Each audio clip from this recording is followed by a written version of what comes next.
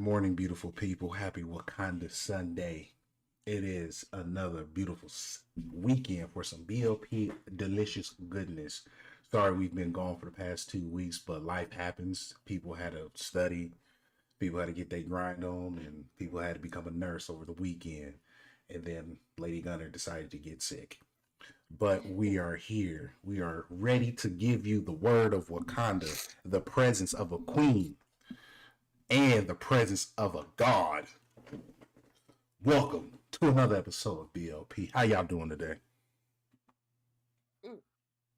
Wakanda forever. You know what I'm saying? Yeah. Make sure you put that left over that right, my boy. Left over right. It's good vibes this morning, man. It's been crazy. It's been crazy. You know, car accidents and doctor's appointments and fighting through these kids and trying to survive Ragnarok and running through the frontiers and the flooding of Wakanda. It's been wild, man. It's been a traumatic experience over the last couple weeks, fam. Whew. That's just me. How y'all been? Lady? I'm sick. I said she was sick. I have been emotionally distraught all week. I have been in a pool of emotions. I have allowed myself to feel things from gaming into movies, man. There's so much I want to talk about, but I'm just happy to announce for my personal life, I finally passed my exam last night. I took my exam at 10:30 p.m. I passed it. Y'all have no idea. I passed it. I was sweating. So now I'm now in the process of getting ready to take 2 certifications for this next course, and then start setting up projects for my next semester of classes. So I mean, I'm in a really good space right now, y'all. Like, it's been good. So wonderful, bro. you've been moving up in the world, then, Man, just a little bit. You know what I'm saying? Every he got like a 300 experience, a +5 in intelligence. 25 certificates, like Jesus. Yeah. You know what I'm saying? You out here doing it. Oh yeah. You ain't hit the crafting yet? Actually, I've built. I sent pictures to the chat. I built like 3 things for our new gym that we have in the house. I'm building our first garden bed probably this week. DJ's basketball court's going up. Jasmine's TV got hung up on the wall. 3 new laundry baskets, and then I got a fucking knife set. You got a knife set? I got a knife set. Fucking knife set with a sharpener in there. That's always nice. Oh no, bro. Isn't it crazy the things that make you happy as an adult, or things that you would never want for Christmas as a teenager or a young adult? Oh my god. If you give me a knife set, some pajamas, and a rug, I'm happy. I'm in the happiest place. Or give me a gift card to Home Depot. Not a gift card. Y'all have no idea how much I'm at Home Depot now. Depot, I love it. Yeah. Like, I'm there every other week just to get new stuff. I got a new drill set. I got new tools. I'm just like, if I had propane and propane accessories, boy, I'll give me a pair of jeans, a white button-up t-shirt, and you need a pickup truck. Funny enough, that's one of my first purchases goals for next year is give me a pickup truck. Always wanted one. But yeah, I mean, it's time. Yeah. So, Pac, how you feeling, man? I'm good, man. Work is work. Right. But Nerdum is saving my life right now. So I'm ready to get into this nerdy goodness, this yummy goodness that we have here. Tis the season. There's a lot of goodness. So, I do want to open up because you brought up the nerdy goodness, and like we got 3 main topics on the table today. Before we get into those topics, I mean, obviously, as we kind of discussed before the show, there's a couple like other small things, trailers and stuff, which are major events still in their own respect. Do we want to kind of tackle some of those articles before we kind of get into the three big pieces of today? Then. Yeah, we can definitely go ahead and attack some of those topics. So, run through. So, do y'all want to start out with John Wick? Is that where you want to start? I definitely want to start off with John Wick because I got beef with everyone that's on my Facebook page, on my Twitter page, and Instagram. Y'all don't understand how much I love John Wick. Y'all have. You know what? I got beef with them too because it took for you to say something for me to figure out. Bro, and I'm sitting here and I had a problem. I seen it. I'm sorry. Y'all don't understand. The first John Wick reminded me the first Taken. I was not expecting that type of gangster mentality. Like, no, I'm here to fuck things up. Do y'all, Greg, Donnie Yen. yeah, man. Donnie Yen. They brought in the quick hands like It Man. You know what I'm saying? It's gonna be a problem. Was that like previously announced? Because when I pulled up the trailer, because I didn't even read anything else you said. All I saw you said was, "How come nobody on my timeline told me about?" And I'm like, straight to YouTube, John Wick 4 trailer, and then I see Mr. Yen, and I'm like I almost fell out my seat. Bro, there is a cast here. They got my boy, Hiroki Sanada. I'm butchering that. And then, and then they have one of my favorite action fighting stars of all time. They have Scott Adkins. They have fucking Scott Adkins. They have my boy Boyka. If anyone knows who that is, they know Undisputed. But I'm not going into it. They have Scott Adkins, which means there will be hands. Oh, I mean, it's John Wick. There's gonna be hands thrown. I'm in such a good place right now. There's gonna be hands thrown, knives drawn, and bullets shot. Yeah, it's a violent but a very happy place to be in. Oh yeah, absolutely. I'm excited. And overall, it's a great way to stay in shape. Oh, absolutely. For sure. Just to have a foreshadowing. I said this a few weeks ago. Right now, appreciate the sub, Drake's Revenge. Thank you. I said this before, and actually bringing up Drake's Revenge. Right now, from 2022 and 2023, we are getting hits, and it's like we're in a renaissance era of gaming, movies, and TV shows. And I mean, John Wick is coming out next year. Good morning to everyone but Greg. We're starting. Physical agrees. Rivet. All right. Screw you guys. I'm taking my ball and going home. How about Oh, okay. He had the audacity to ask you. Oh, we're definitely definitely throwing shade. Oh shit. Look, man, look. I had the audacity to ask. Look, I had to make the post. No, you didn't. Casual No, you didn't. Well, okay? No, you didn't. But look, no, you didn't. Let's talk about hands. Since we're talking about hands, Greg. Let's talk about hands. Since we're talking about hands. Let's talk about hands. Let's talk about hands. So let me just get y'all caught up to speed on what they mean by hand. He did flip his hair. So over the last couple weeks, things have been a little interesting in the FGC. So Chris G, I believe it was, came out a couple weeks ago and voiced his frustration about how whenever celebrities want to get into the space of esports, the fighting gaming community, in particular, they kind of roll over and let celebrities have their fun. And he pointed to the big matchup of Daigo versus Lupe Fiasco back in like 2017 or whatever year that was.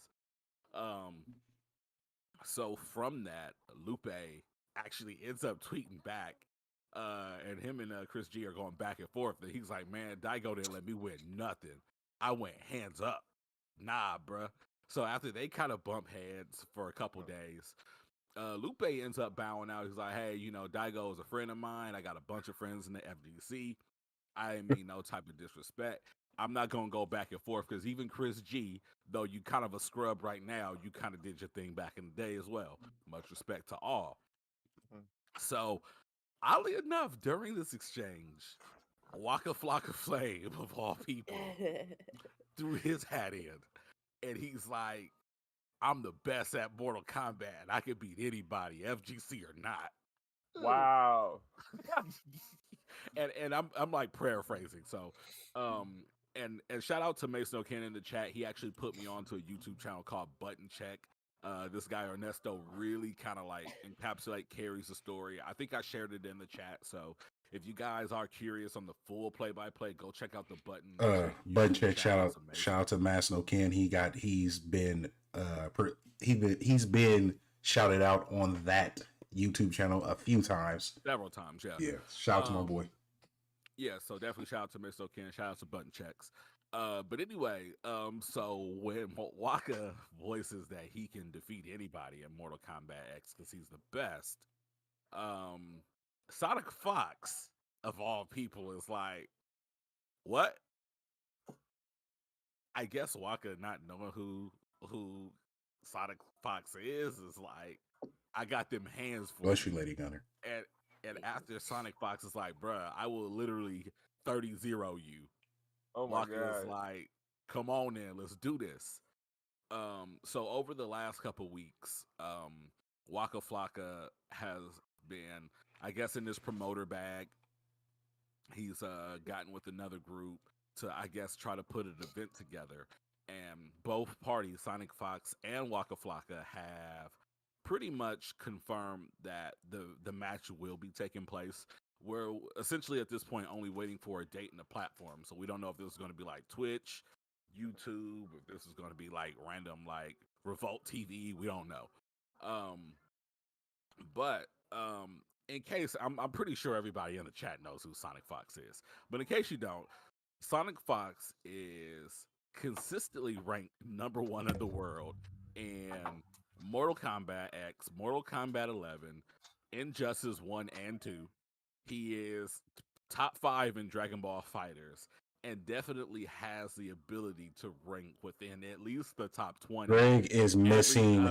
He's missing Sonic Fox right now, reigning supreme. Which one did I miss? Skullgirls. He is clowning in Skullgirls right now. He owns that genre. I mean, but everything, like that's what I'm saying. Like any game that Sonic Fox plays, he can very much be within, at minimum, the top 20 if he decides to pursue it. Absolutely. So I will say, and I don't mean like top 20 in the tournament. I mean top 20 in the world. Yeah. So when I say NetherRealm Games, he's easily top 3. He's easily top 3 of all time.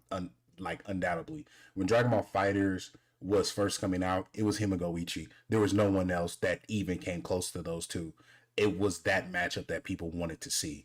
Sonic Fox was the reason why Gotenks was getting so much love and eventually got so nerfed. Chris made my boy Chris C. Diesel made a phenomenal point. I believe because the FGC is in a place where it needs attention. It needs attention, absolutely. But at the same time, I am a huge fan of the FGC. I love tournaments. I love watching people play. But at the same time, I like the purity of what the FGC brings. This back and forth is a huge part of what the FGC is. They're going to shit talk. Don't censor it. Let them shit talk. But so let me put this out to you because they're saying it in the chat, and I agree with what they're saying. Like to bring this into a easy statement, what the FGC needs is their version of Logan and Jake Paul. Someone who is a casual that can bring eyes and money to the community. They need marketing. They need marketing bad. That's it. I mean, hopefully with Sony picking up E3 and hopefully now, Evo, right? That's corporate. Hopefully they start to like pick things up on it. We get some type of marketing behind it, but I don't know, man. But it's kind of corporate. Last E3 was kind of formulated in corporate. Like if you want the true essence of the FGC and what it brings, you need to go to CEO. You need to go where the mecca, where you have to travel to. In my terms, like one of these legendary fighting grounds. Like, no, you have to go here. This is where it goes down. This is what goes. Combo breaker. Exactly, Drake. Like this is the environment. If you can capitalize in that environment of who they truly are, go in there and get that feel from that type of environment setting. I know they're going to amplify because it's. Shout out to Maximilian. Learning fighting games and and getting good to the point where you feel rewarded is one of the most satisfying things in the gaming industry. Also one of the most difficult. Yeah, and one of the most difficult. If you just get something out of it, it's rewarding. You build bonds with people in the FGC. So I believe this is a good move. I'll entertain any type of conversation with people thinking it's going to be any type of match. To make it fair, to make it bearable for Waka, they need to randomize Sonic Fox button inputs every round. And I'm talking about round 1 to round 2, not after each match, each round, because they're playing NetherRealm games. Things that people need to know about NetherRealm games. Injustice 1. I hate this character. He's Barbara. He does not show no mercy. Mortal Kombat X. He will just choose random and will beat your ass. Injustice 2. Hello, Joker. MKX11. Hello, Joker again. It is a problem. Yeah. I don't know how they're going to pull this off as far as the actual fight goes. Because we know Sonic Fox is going to beat his ass. The fighting game community knows that it's not a contest, right? But for it to sell tickets, for it to actually get some type of traction, in the social media space, Waka's gonna need to win or come close to winning. I don't know how that's gonna happen.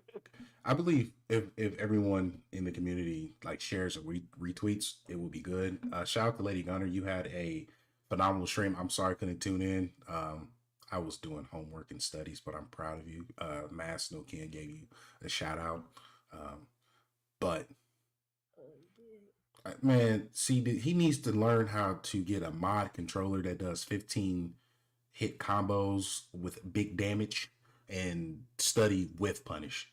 That's what he needs to do. That's what if he's not cheating, he's not trying. Because I've never seen Waka stream. Does Waka even stream? I don't know. I don't know. I don't think I've ever seen him stream. Because if he streams, then there's some evidence to go off of. But if he doesn't stream and he's just talking shit because he feels he's good at Mortal Kombat, we're in for a rude awakening, sir. I would want to see like if anything, Waka's cool. I enjoy it, but T-Pain will be a better person to promote this because he's actually on Twitch. Right. Yeah, he's T-Pain is actually trying to get involved with gaming more. He has his own little gaming team that he's building up. He's investing in things like this. So I'm very curious. Definitely get NetherRealm involved. But let me say this: don't give me no BS rap songs like you did with Mortal Kombat X. Wiz was hard, but y'all came with some other shit on the live stream and that was trash. Don't do that again. That was weird. I remember that. That was terrible. We don't want that at all. Just make it how they did. What's his name? Is it Iken and 21 Savage recently played 2K?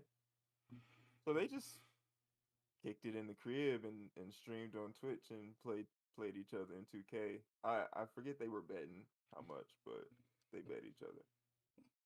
I'm excited, but outside of that positive type of news, we have very sad news, and I want to get this out the way.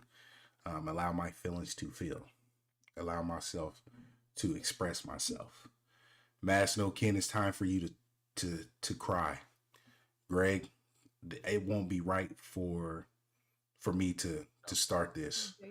Said, don't you dare. Unfortunately, we have to because it is news. The definitive, the only, the true version of who he is. Kevin,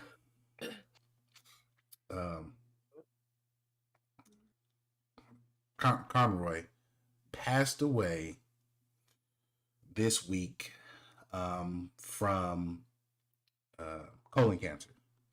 He has been battling it for quite some time. And everyone in this chat, everyone here on the panel, we all grew up with him, with some of our favorite DC. We grew up with him. He was the Batman. He's not the best Batman, just the best Batman. He is the Batman. He is the definitive Batman. Definitive. He is the Batman of your childhood. Batman of everyone of this generation for sure. The original. I mean, not even just our generation. Like, we got to think he's played like all the most of the noteworthy DC animated films. He's played most of the Batman video games, the Arkham series. Mm-hmm. You know, like random spin-off DC animated films. Like this morning, I forget which one now it was, and my wife was watching. Randomly put one on for the kids, and it's the first time I've heard his voice since he passed away. And for me, like, just hearing his voice as it was meant to be as Batman, I stopped. And like, though I heard that he passed away and Perry actually broke the news to me, I think I just had so much going on, it just didn't hit me. But like, before the show, my wife put on Batman, I heard his voice, I stopped and I shed a single tear. It was just like, fuck, like, right in the childhood. Yeah, right in the childhood. It really wouldn't be right if we didn't, because Diesel is right. It's at least 3 generations that he spanned playing this character. Like, he dedicated his entire life to bringing Batman to life. For real, bro. For real. Oh, so, man. If we can get a star in the chat, you know. F's in the chat for my mans. Absolutely. F's in the chat. Yeah, man. Yeah, absolutely. Drake Revenge, you're absolutely right. Him and Hamill as Joker are that duo, they were buds. They were close buds. So just imagine how these two, like how everyone in that cast, the Justice League cast feels. One of my favorite lines that he did, you might not be human, but you fall like one. Like, there's lines that he presented that he's done that I'll always remember. When he was going through lines against Darkseid in the Supergirl movie. Yeah, when he was talking about, oh my gosh, man, when he put up that ultimatum against Darkseid, and Darkseid was just like, had the Kryptonian or the Amazon tried this, they would have failed. But you, a mere human. I was just like Kevin Conroy's whole bit, I don't want to do, just because I know, like, I wouldn't do that shit to Justice. Can't do justice. You can't. Man, he killed that shit, bro. He literally killed that shit. Like, every iteration of Batman that he's done, all throughout the little multiverse and all that stuff, it's been dope. And even the Batwoman, like, I was talking about that earlier, like, his Batwoman iteration of Batman was even dope. You know what I mean? Absolutely. Like, it's just, he was a timeless character. Oh, for sure. A timeless voice for a timeless character, for sure. I'm gonna throw stuff. Where are you gonna throw stuff? This is completely off topic. But for some reason, in the promotional post throughout the Facebook and Facebook groups that we are affiliated with, it is sharing the stream for Sonic Frontiers thumbnail, despite the fact that on our YouTube channel, we actually have the proper thumbnail, which shows Kratos, Shuri, and Sonic.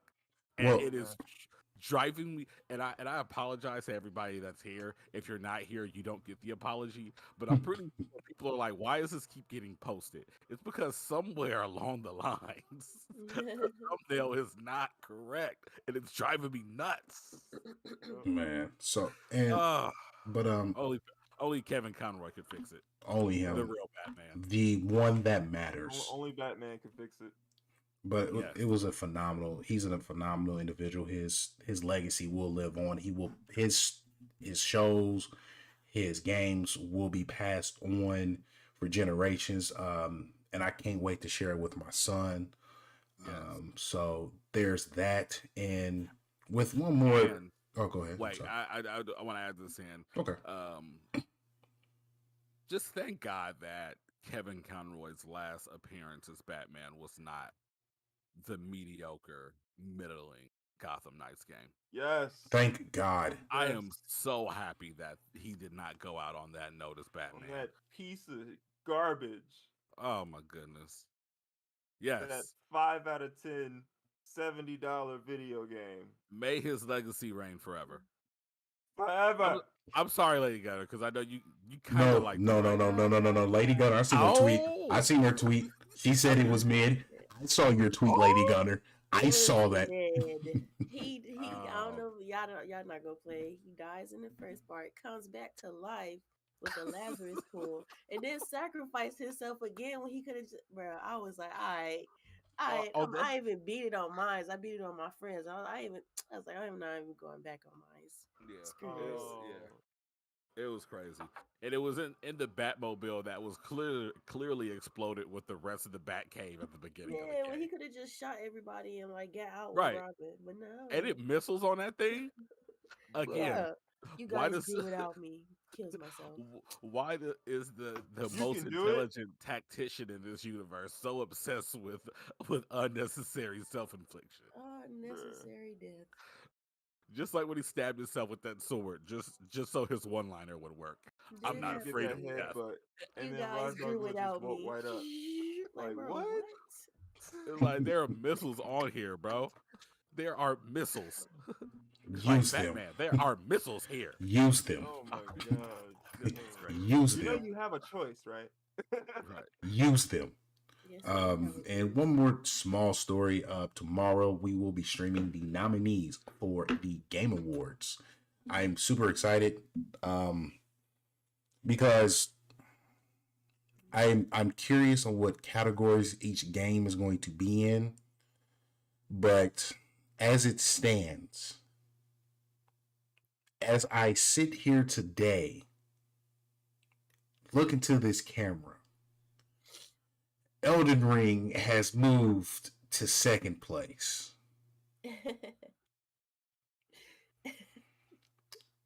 You know why it's moved to second place? That gotta work. Boy. Nah, simply because Sonic Frontiers came out, baby. Sonic Frontiers for Game of the Year. Let's go. Oh my god. Yeah, Sonic Frontiers got fishing, bro. Oh god. They got fishing, bro. It's already your Game of the Year. Kratos can't go fishing. We can't fish. I'm not even gonna lie. I can fish in any game I can fish in. I dedicate 15 hours to strictly to fishing. Bro. Come on over to the frontier. The water's warm, sir. Yeah, we got fish. Sonic Frontier might be God of War. Okay, I doubt that. I doubt that. But Sonic Frontiers, if it doesn't get sound or music put in there, I'm going to be upset. If it's not nominated for music. Blue Streak speeds by, baby. Sonic is going for Game of the Year. Drake, you're not wrong. But yeah, so did we get a time on the nominee stream yet? It's going to be. Give me one moment. I have it right here, actually, on my phone. On his cellular telecommunication device. Absolutely. It has an establishment on here. Oh, so, I love established establishments better than regular establishments. So right, where's it at?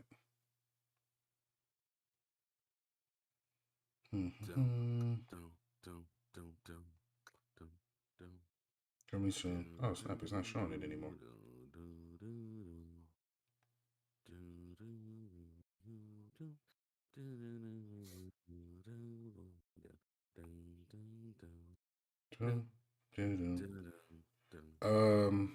Wow.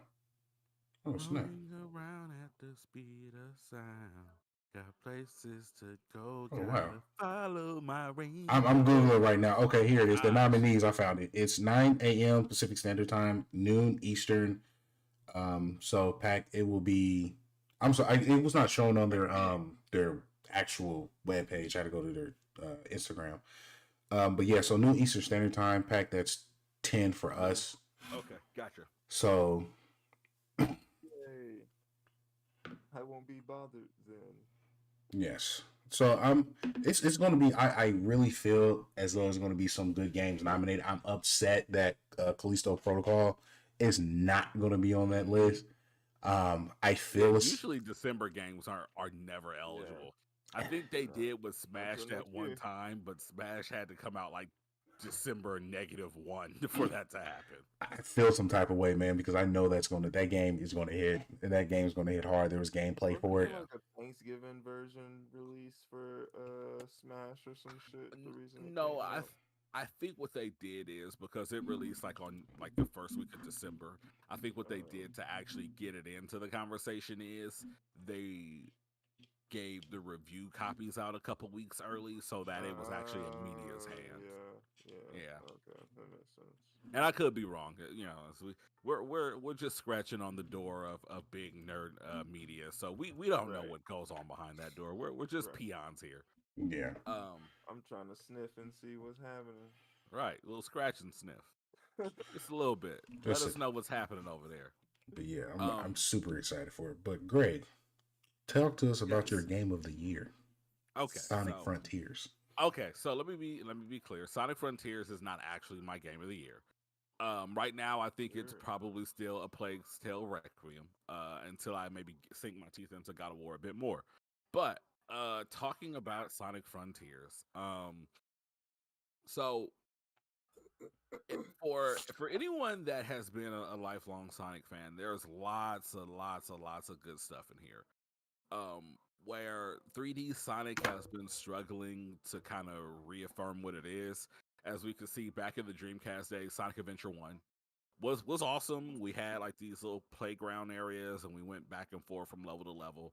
Then Sonic Adventure 2, they kind of doubled down on the 3D environments in the levels, but they got rid of like the hub worlds. And really ever since then, Sonic has been trying to find a way to make fast running gameplay loops work within Sonic games, and Sonic Generations had like this 2D side scrolling like hub world, and we've had the Lost World 1 and 2, whatever they were called, that were kind of biting off of what Mario Galaxy did. And really for the longest, Sonic has been struggling to figure out, all right, we've got this boost formula. Sonic Colors was awesome. People love to run fast. The 3D platforming itself works. The level design is there. We don't know how to build a game around this. Mhm. It looks like what Sonic Team has done is they've kind of gone back to like some of the like Sonic Adventure 1 open world inspired environments. Uh, put it into an open world, clearly inspired by things like Shadow of the Colossus and Breath of the Wild. And they built large open area playgrounds to explore and play in and collect things in while you travel to the next area where you have your actual linear boost formatted Sonic levels. Mhm. And it's really fun. I think where for a while we've kind of known what we were getting with Sonic. We're going to get some cool levels with a hefty amount of jank and a cheesy story. I think that finally with Sonic Frontiers, they've actually created a formula that can meaningfully work for Sonic the Hedgehog games, at least for like the next 3 to 4 games. Hmm. Um, so like what's really cool is like you get into they have different zones, and when at first when they were like, oh, this isn't an open world game, it's an open zone, it was really goofy because it just sounds like that silly shit that they spew out for marketing to say, oh, well, this is an open world game, it's different.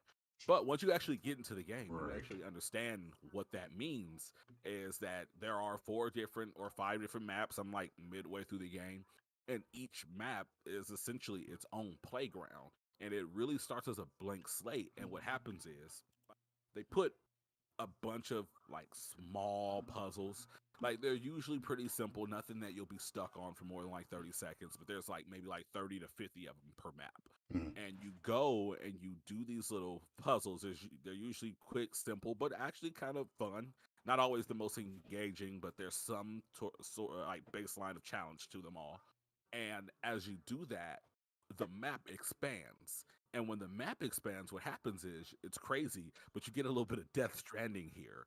As you expand the map by doing these mini games, what happens is you start to unlock a network of rails and bumpers and springs and all these things that make Sonic Sonic.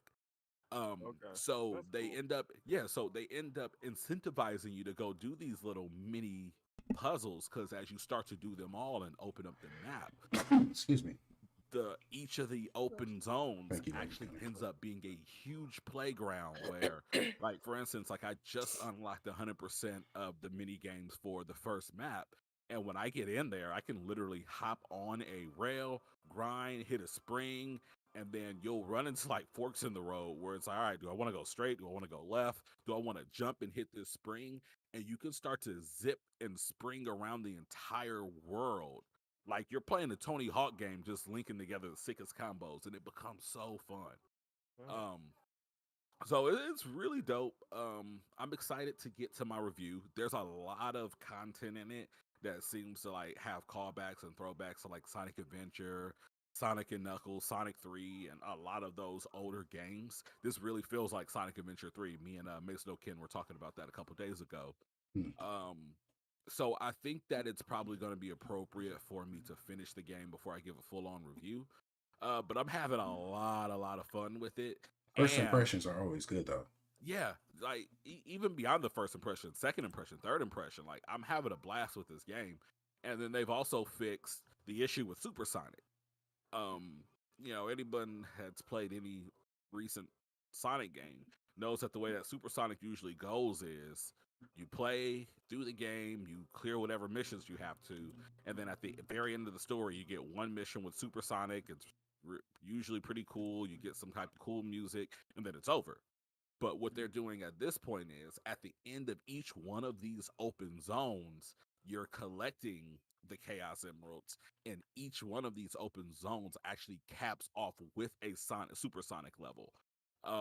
So you're actually getting more supersonic, you're getting more exploration, you're getting more of those bite-sized boost levels. So it's fixing so much of what Sonic has had issues with in the past, or what the community has like kind of complained about, that in the eyes of like traditional gaming media, it is a solid 7, 8 out of 10. But for people that have been around and frustrated with Sonic and waiting for something that's meaningful from the stable of Sonic team, this is easily a 9, 10 out of 10 kind of game. Yeah, for what Sonic So brings to the table, absolutely. yeah, I mean it's not perfect. Like there are some jank things about it. Like I've actually fallen into a couple like glitches and such on stream even. So it's not a perfect game, but this okay. Have you guys I know this is like a 50-50 shot. I know Mace has. But have you guys ever seen the anime opening video from Sonic CD? It has this really cheesy but cool 90s anime song called Sonic Boom on it. Negative. No. You should go watch it. It's actually really cool.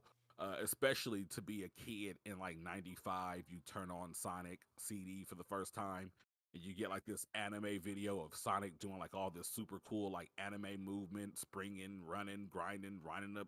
It's crazy. I actually have clips of it in my opening. If you've ever seen like where he's like Yeah, I've running seen. with yeah. So this game He's feels twerking again. yeah, I'm sure he is. But this game feels exactly like that Sonic Boom opening felt back in 94, 95 when you're like, man, this is the Sonic I want to play. It feels like in 2022 we finally got that. So it's really dope. So I'm excited. That's good, man. But I'll try to level myself and kind of give it an unbiased review. So because I know if I had it my way, it's just going to get a 10. It's going to get a 10. It's going to get a 15 if I could. But that's not unrealistic because it's not a perfect game, but it is a perfect Sonic game. Right. If that makes sense. Yeah, and from what I've seen, and I told you this, like I've never been no diss to Sonic, but it wasn't something that I'm like I'm a flat out and just go buy right now. But seeing you play it, I was like, oh, I'm definitely now intrigued to actually get this game when I have the opportunity to. Plague Tale is still top of the list. Oh yeah. But man, when it comes to games that I'm iffy about, and if you're playing them, Greg probably has one of the best reviews out there. From what I've seen and the music that I've heard, it's a good Sonic game. And especially from the past reviews and the past Sonic games that get thrown and dragged and beaten like a redheaded stepchild, I'm happy that the Sonic fan base, they got what they wanted. Yeah. As for casuals, people who aren't that into gaming, I can see some of their different takes, but it's like getting a Nas album. The masses, the masses won't love it, but if you're a true hip hop fan, he's not lying. You're going to love. Like he's giving you what he wants. Like, oh, okay, I'm getting greatness. The masses won't understand it, but the ones that are of that community, oh yeah, this is what we wanted. This is always what we wanted. But it's crazy though, because sometimes it's like the way that the media can be biased is outrageous. Of course. And what I mean is, there is pop in this game, which is one of the biggest critiques that most people have, and that's a legitimate piece of critique that should be there because it should be fixed. Yeah. But the other thing that you hear people talking about is, oh, well, it's really jarring that all these platform grinds are floating in the air. But it's like, sir, it is a platformer. What platforming game does not have platforms floating in the air? You can go play Donkey Kong. You can go play Mario. You can go play Celeste. You can go play Sly Cooper, Crash Bandicoot. They all have floating platforms. That's part of what these games are. So it's a really weird like mixed bag when it comes to like reviewing these type of games, because I feel like Mario will always kind of be a critical darling. Sonic will always be the redhead stepchild, as Miss Nokan has kind of said in the chat there. And because of that, they strike things towards it that like they point out things that are wrong with it, quote unquote, that are actually in almost every platforming game. Right. So that's why, like, all in all, though, like, if someone was like, all right, well, I kind of used to like Sonic, but I want to be able to play Sonic. Previously, I would have to point them towards Sonic Mania. I said that in the chat right there. Yeah. Or I would maybe point them towards maybe Sonic Colors if they wanted something more recent, or Sonic Generations. But, like, this is easily, like, unless you exclusively say you want to play OG platforming Sonic, this is easily a new game that you can easily just say, all right, yeah, you like Sonic? Sure. Boom, go play this. And it works. So, yeah. So the review will be out probably midweek. Like I said, I'm halfway through the game. I've got enough gameplay footage. I might grab a couple more hours. And we'll try to get that review out probably by the end of the week, because I still got God of War. I still got Pokemon. So, yeah. Things are crazy. Absolutely. And with that, man, I just want to give a fair warning. Spoiler alerts for the next two topics that we are going to talk of. I won't go into mass details because clearly I'm 20 hours in, which means I am ahead of everyone. It's time to go to Asgard and talk about a god. Yes. Finally. Yeah, we're going to go God of War first, huh? Oh, yeah, because I have I have emotions to express. So, Lady Gunner, you've been quiet, and I have been popping into your stream of God of Warness. One, you make me proud. I see the damage you be doing. I see the young Kratos in your gameplay, the aggressiveness. I'm not here to talk politicalness with you. I got these hands and bubblegum I'm chewing on, and I'm trying to see if anyone got some, because clearly I'm out of bubblegum, and I got these hands for equal trade. What's popping? So, Lady Gunner, talk to me. What is your first impression? How do you feel about God of War? How far are you? Right now I just found the Ironwood.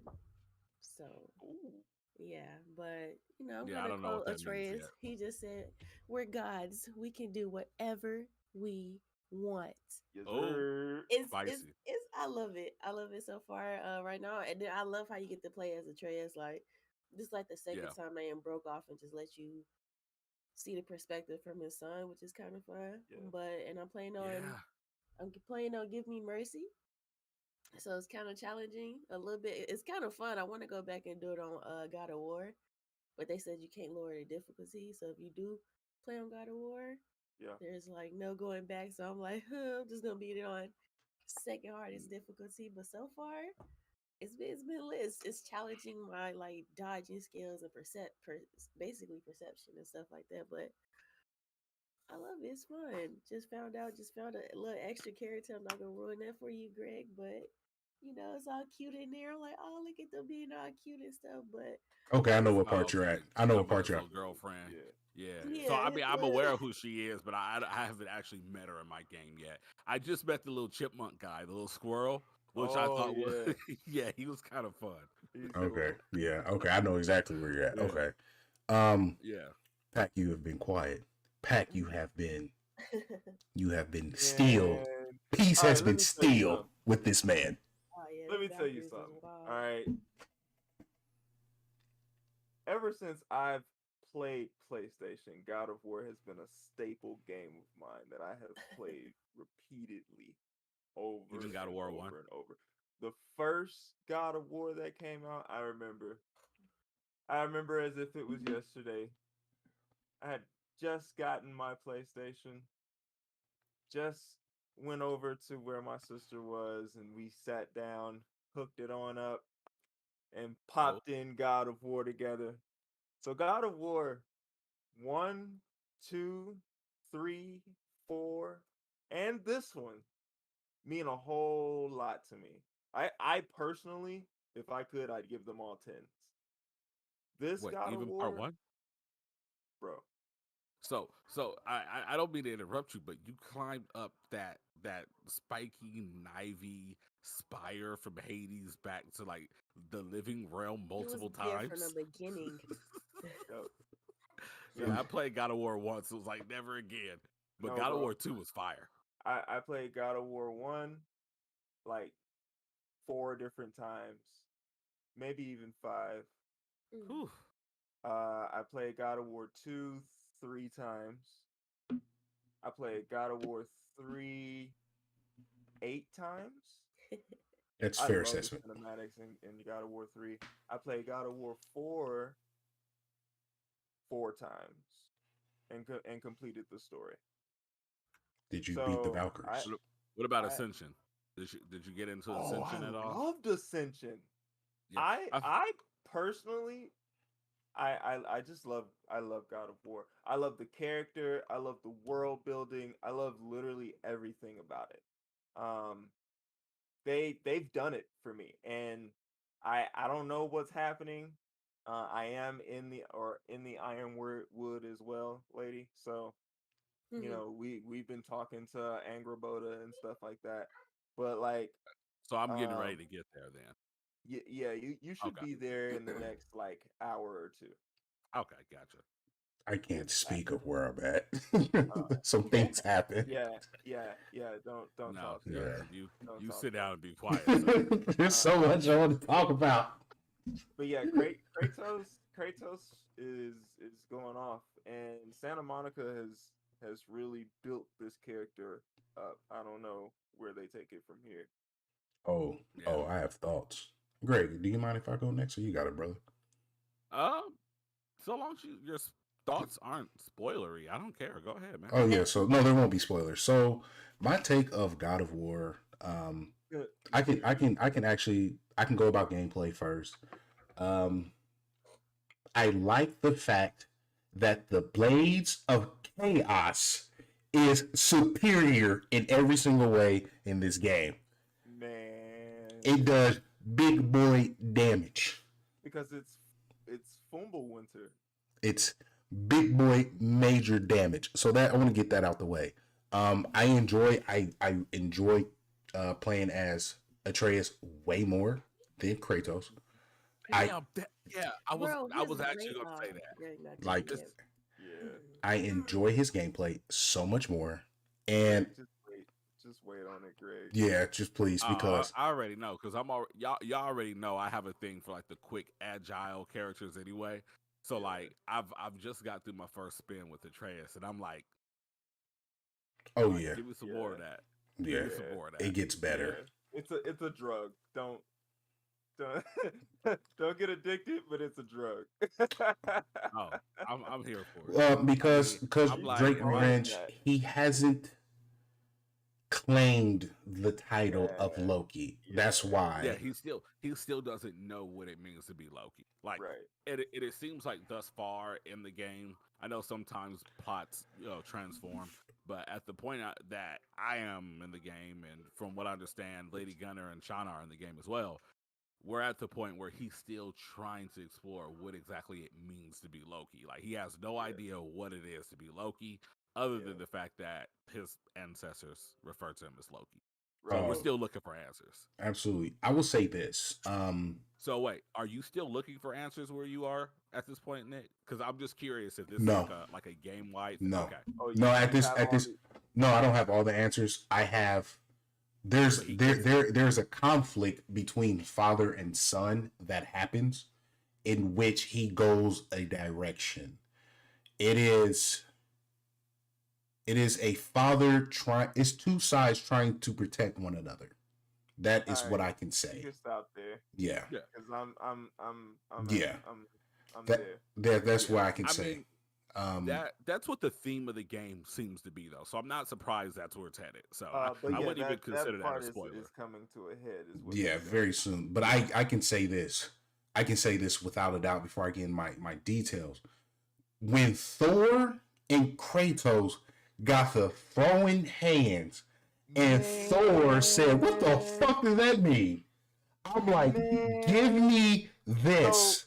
So one thing I need to point out to everybody is that Kratos has grown. Not only is he Oh my older, gosh, but he's so much he has wiser and patient. grown as a person, Yeah, even from the last game. And apparently, if you listen to what the characters are actually talking about, they say it's been eons since the last game. So they're Yeah. not aging as quickly as it seems to be. This hasn't been 10 years. This has Well, been no, I think they said that this one in particular is 5 years since the last one. They're implying it's been eons since the Greek era. Greek mythology. that- Yes. yeah, So what I'm saying is his whole mannerism from then to now, because he was a father Yeah. before, right? And still like fell down this demonic path, you know what I Right. mean, into becoming the god of war and destroying Olympus and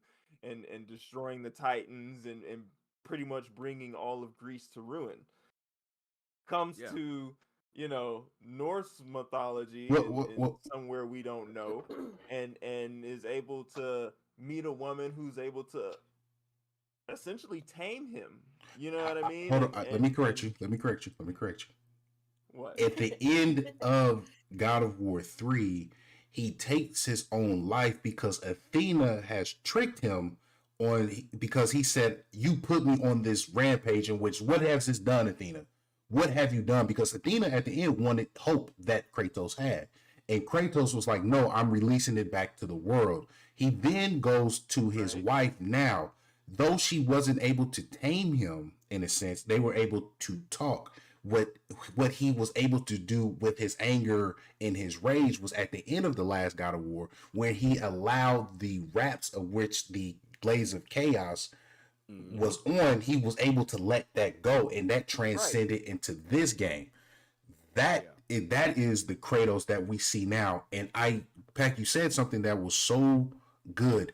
The background conversation of this game is phenomenal. The interaction of every character around is engaging, and I'm like, I want to hear more about You what need to stick story. around. You Yeah. can't just And- go from point A to point B. Absolutely you not. gotta hang out and Have linger to around a little interact bit. with the characters, And and even just eavesdrop. Even just standing around eavesdropping, I have heard things and learned things about the lore of the game and things that have happened, off screen. Yes. With Kratos and Atreus just by Yeah. eavesdropping and just standing there and not doing anything for a couple seconds. right. and like not even just like the background conversation, but sometimes the contextual conversations are really dope as well. I'm sure that we probably all heard this one as I'm going through some puzzles. There's a portion where Atreus is just out the blue, like, yo, dad, what's the biggest monster you've ever killed? Yeah. And if you play the other games, you're like, oh, I know exactly what this is. And he's like, like, you don't want to bring it up because, I mean, if you know, it's his grandfather. And he's like, I mean, all right. And he's like, well, I just want to know because I'm trying to know if I've outdone you already. And he's like, it's not a competition, son. And he's like, whatever. And it's just like that fun conversation. Like there was another moment when you're platforming and Atreus is like, with them old knees, can you make that jump? Yeah. Oh yeah. I was like, oh whoa, yeah, boy.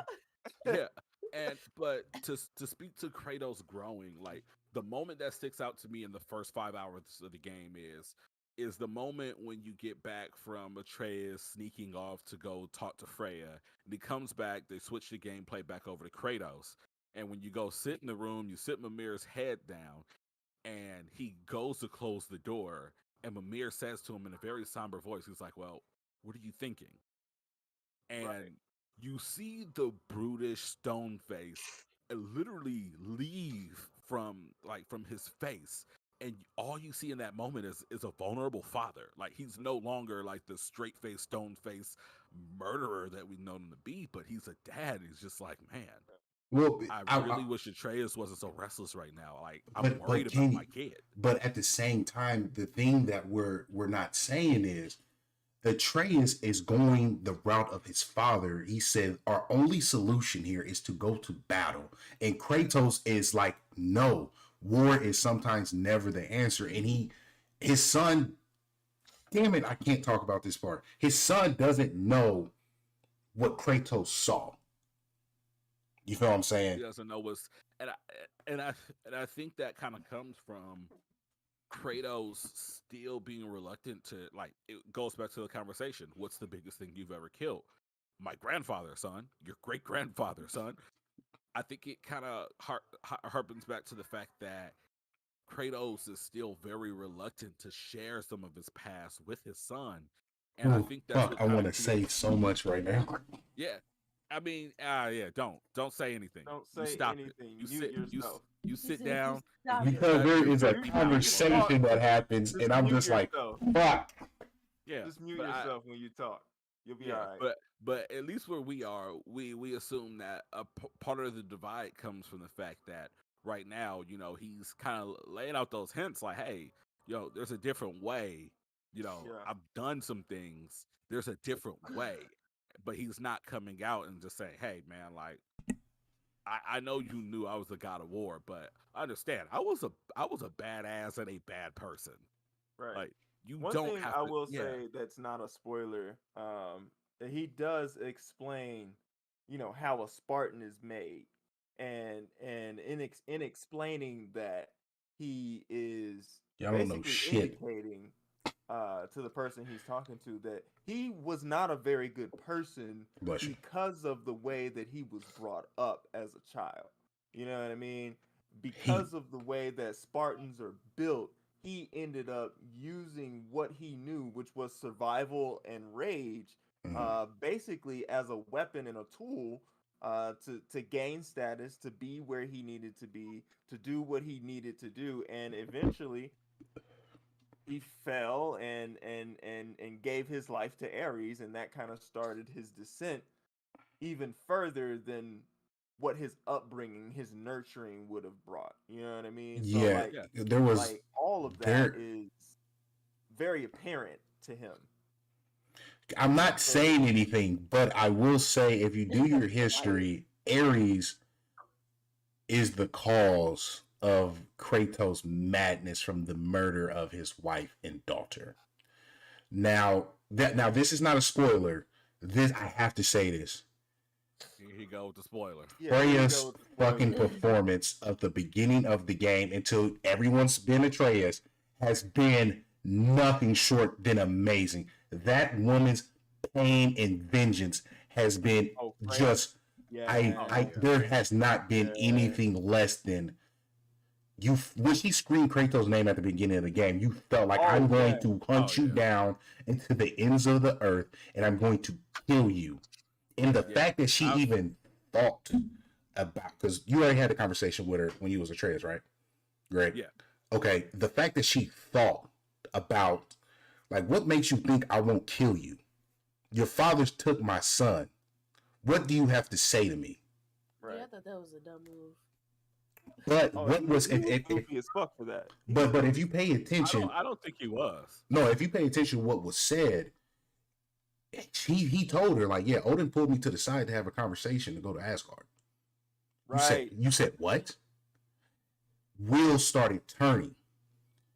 You know what I'm saying? So she's sitting there like, I can kill you right now, but you said something that I need to pay attention to. Yep. You know what I'm saying? And then they've done such a good job to where they do moments and where you need to pay attention to this specific part. Like this part right here, you need to pay attention to. You need to look into. And they did a phenomenal job with that. I hate Tyr. Tyr sucks. I want him gone. I never want him in my party ever again. I'm going to stop now. He's still scared where you are? I can't say anything. Just know I hate him. That's fair. That's fair. Well, understand, Tyr he's not been like this. Well, I know. Tyr is not.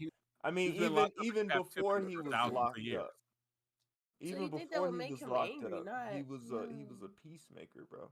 So being the god of war doesn't always necessarily mean you're gonna fuck shit up and kill shit. He in Norse mythology, he always tried to prevent, from what I understand, war. Unless I'm missing something. He was definitely the god of war in that era. Like he tried to prevent war, is what I'm saying. It was so in a way, he's not as aggressive as Kratos, but he's willing. He was like, if we can't be diplomats, I'm finna put these hands on you. I don't even know if he went that far. Oh, he definitely did. He definitely did. That's why he's so passive now, because when he has conversations with, damn it, I can't talk, so I'm just gonna stop. Yeah, you stop. Be quiet. So, this is what we'll do, because Perry wants to spoil us, and we don't want to have to murder him on stream. As of now, where you are in God of War, we're not going to put it on the official BLP scale yet, from 1 to 10. We'll give it a 5 points. Okay. Demi God Shine in God of War right now, where would you give it? 1 through 5. 5 be the best, of course. Man says 6. For me, it's immaculate. I love the gameplay. I love the gameplay style, the smoothness and the transition between the axe and the knives, the parry system, the build and the crafting. Oh, can I say it? Let me say it. I'm still enemy variety. I'm saying, bro, like it's beautiful. It's fucking beautiful. Like, they've given me everything that I've wanted in a God of War game thus far. Yeah. The only thing I don't have is the Wings of Icarus. But, I mean... But there's not, like, a dedicated, like, full-on jump button in this game, so there's that. I mean, do I need a jump button? For the Wings of Icarus, yeah.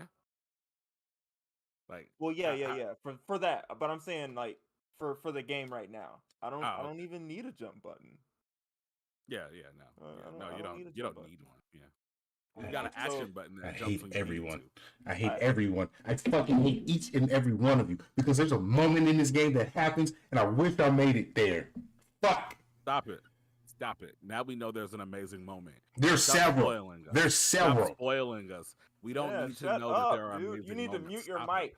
I didn't say anything. Just know there's an amazing... Well, can I say this? Stop it. You're there spoiling. There are a bunch of amazing moments. No. There is a jump button. It's not a dedicated jump button. Yeah, but, when you're jumping off the ledge, you can jump and attack. Yeah. So, So did anybody else move their controls around to where X is the action button and circle is the dodge button? Yes. Yes, because I I did Yeah. could not. not. I I did could not. not. I No, you kept didn't. I kept action buttoning myself to death. I I had to move the action button over to X I because move. I have kept it standard, and I have learned and adapted as a Spartan would. I end up playing this man. Demon Souls because my best friend got it, so I'm helping him get through it right now. And I beat 7 bosses yesterday with ease. And try to play God of War. I was like, what the fuck? Yeah. But I will say this: the character design for one of the characters that you guys are going to meet later down the story, she has been shown in trailers. We know Atreus' girlfriend. We know who you're referring to. It's not his Yeah, girlfriend. It's not his. I mean, but Wife. it's his love interest. We don't know when they get married. Oh, I dear don't think they God. get married in this game. Maybe I don't know. can't say anything. Just know that gaming has done black people justice. Her dreads are phenomenal. Their interactions is just great. She looks phenomenal. Her eyes are just great, and I'm very happy for what they did. They even got a little nap in her dreads, yo. I was like, yo. I was Like- like on Yeah. stream. I was like, yo, that shit is dope. Like, whoa. So, Greg, They really did her justice. where you're at, what are you giving this game out of 5? As of now, and you guys are probably gonna kill me for this, but right now I'm giving it a 4. I think everything is perfect thus far, but I have not actually gotten into Right on, the see. story. It just has not opened up for me yet. Okay, I'll give you so- that. I will. So, I will I'll say. give you some more time. I will say, Greg, and this is not spoiler. Each time you move along, more things open, and that is just great. Yeah. There's so much more from what they did from the first one to this one, and it's yeah, man. I swear, every time you go into a new world, there's more to do. Where I'm like, I want to go here. Yeah, Yeah. that's exactly where I am because I've done every side mission that I am able to do thus far, except for the Crucible. I guess there was 2 parts to that. I missed the second part of it, but even the side missions this time around are so meaningful. Absolutely. Mhm. Like I went and did 2 of the 3 side missions and had no idea I was about to get a history lesson on who, what, and where. Don't be like that, Mimir Drake. has been up to. Mhm. So like it was super dope to kind of I just understand say and kind of the get re- into like his vibes and what he regrets and what he wanted to go back and fix. Can I But just what say can the you get into? Mimir side mission was very touching and dope. Which one? The one in Svartalheim.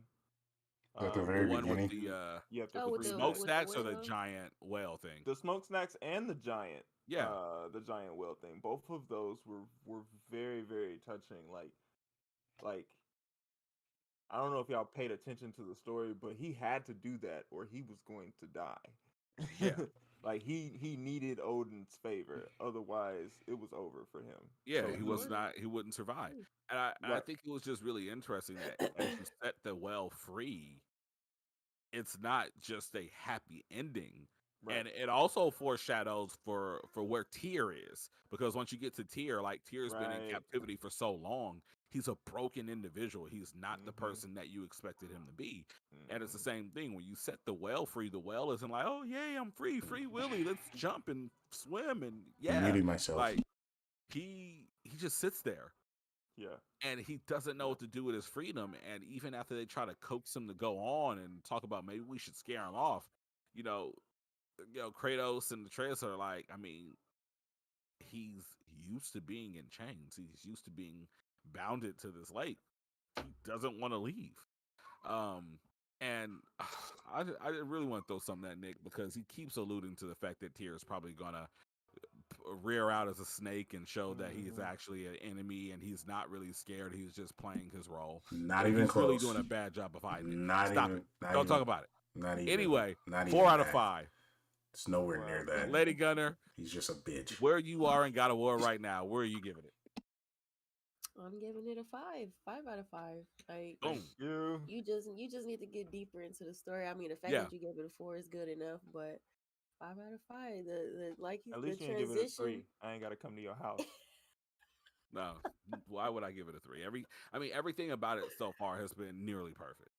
The transitions between, I love how you can choose either if you want a shield that can parry. I got the shield that takes damage, like Oh yeah. that be help, especially when they be jumping you, boy. But Mm. I love the transition between weapon. Like I can switch with my axe, throw my axe, pull out my blaze of chaos. Like Atreus be out there helping. He's not just a little weak anymore. But Yeah. yeah, Yeah, His I'm saying. gameplay has definitely grown. His damage has grown with his gameplay. Right. I like The that. fisticuffs are still a viable option. You know what I'm yeah, and saying? then Like, just the story in itself is like good, especially the part where I'm at. Like it's just I haven't played the game and been like, this kind of boring, or they could have did better with this, or haven't ran into that yet. So yeah, definitely. And Nick, the spoiler of games. I haven't said anything, and I cannot. First But of his name. Uh-huh. there's so much I want to say, Right. but I can't. Son of Kelly and Curtis. Drake said I'm giving it a 1 for being a PS only. I can't play it. Harry is a spoiler. I can't say Right. anything. So Just on a scale from 1 to 5, go ahead and give it the 5 so we can move on to Black Panther. God damn it, it's more than a 5 because there's some emotions there. I told you. That's I can fine. say this though: death can have me when it has earned me. That was in the trailer. Yes, So it was. Yeah, that was. Have you gotten to that part yet? no, there's one line that he said, and I can't fucking say it. Don't say Okay, it. well, don't say it. Don't even tell us about it. Don't even Don't hint say at it. I can't. Yes. I will come to your house. Fuck Right. y'all. Perry just looks like a bad third grader who just got in trouble. Is just head down on the desk. Because I want to talk about the game because I took time off from work and I dedicated so much, and like it's really good. Like the story element and for what it's brought is more than what Elden Ring has. And so Elden Ring suffered for being too wide open. If it was tailored to a Sekiro, Bloodborne, even Dark Souls 3, then it would have been a lot more closer to where it's like, okay, I'm getting hints of the story. Like Bloodborne still has probably the best lore to me because it's like I'm talking to people. It's not too big, but it's adventurous. The style is there. But Elden Ring, I loved it. Don't get me wrong, it's a great game. But I only go back when my people need me to help. I'm not going back unless there's DLC. I still play Bloodborne and everything to this point. So from this game is getting a platinum trophy.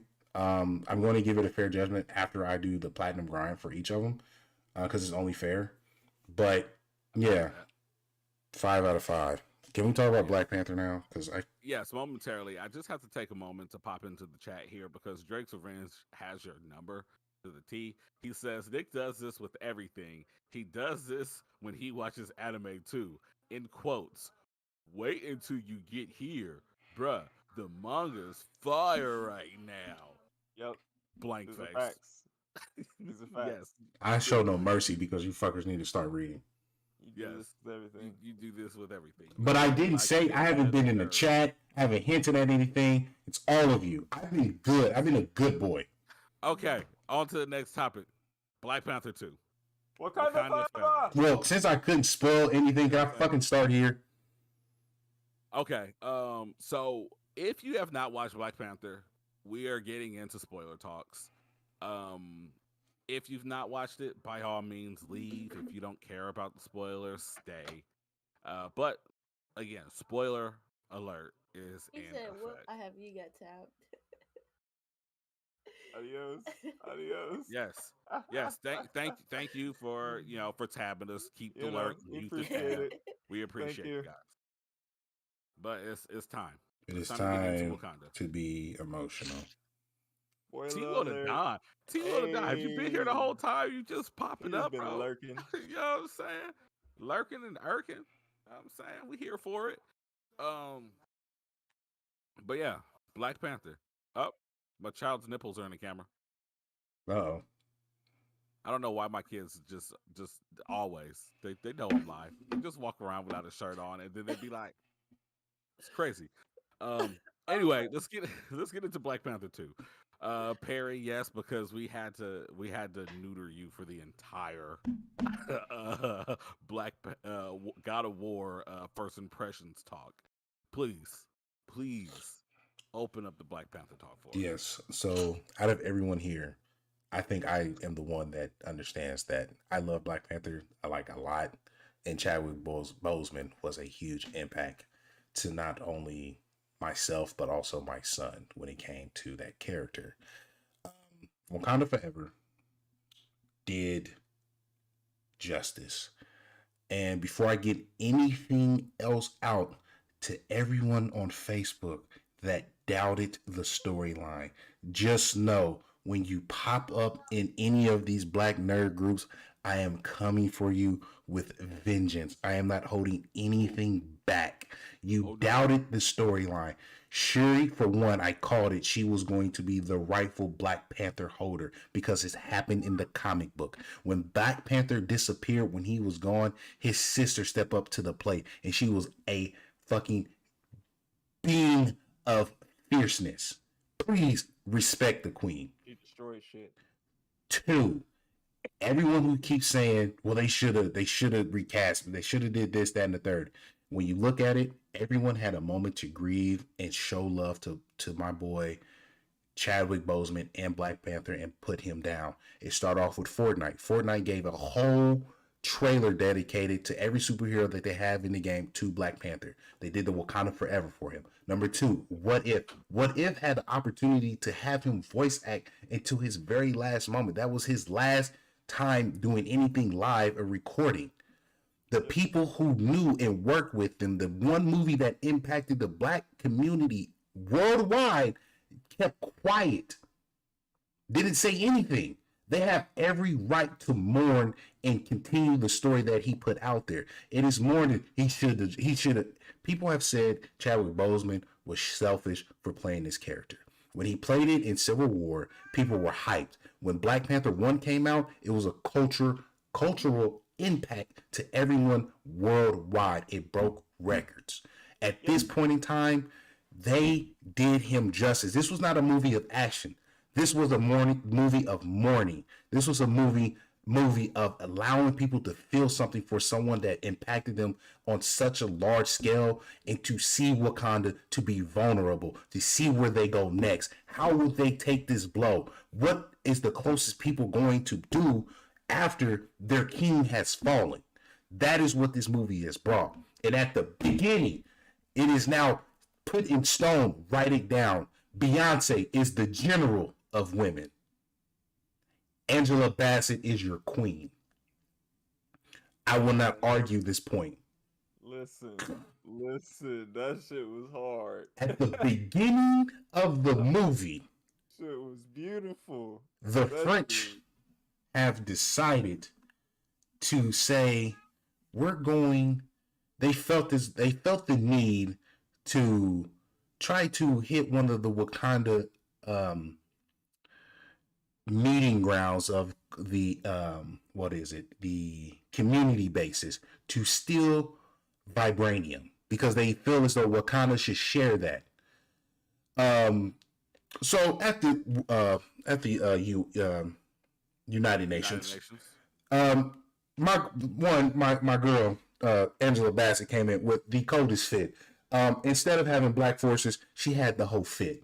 The whole fit was black energy. She said, I'm here not for peace talk. This is letting y'all asses know. This is mama talk. This was a mama conversation. Now I'm gonna have to slow you down for a minute, because I actually have to kind of give you a little contrarian here. I don't feel like Angela Bassett stepped in with Black Force energy. What I feel like the energy she stepped in with, remember back in like high school, those limited edition Scarface Air Forces that were half white, half black? Oh, Like, man. that's what she stepped in with, because she stepped in very pristine. But when she Yeah. said, as for your attempt on our resources, Right. Bring them in. then she turned to the side, showed the other half, and was like, they black too. And she said, bow. That was hard. When she told him to bow, no, I'm sorry, kneel, I was like, oh, talk to me, Angela. Talk to them. And so It was the fact that they had them boys so much in check that they understood the Wakandan command for Neil. Right. Oh yeah, You know what I'm saying? They didn't even say that in English. They popped that knee. They was like, "Yes, ma'am." absolutely. And before I pass it on, I just want to say a few things because we're going to have the conversation. Angela Bassett did her thing. I love the fact that they allowed the cast, the main cast, to be themselves when talking about him.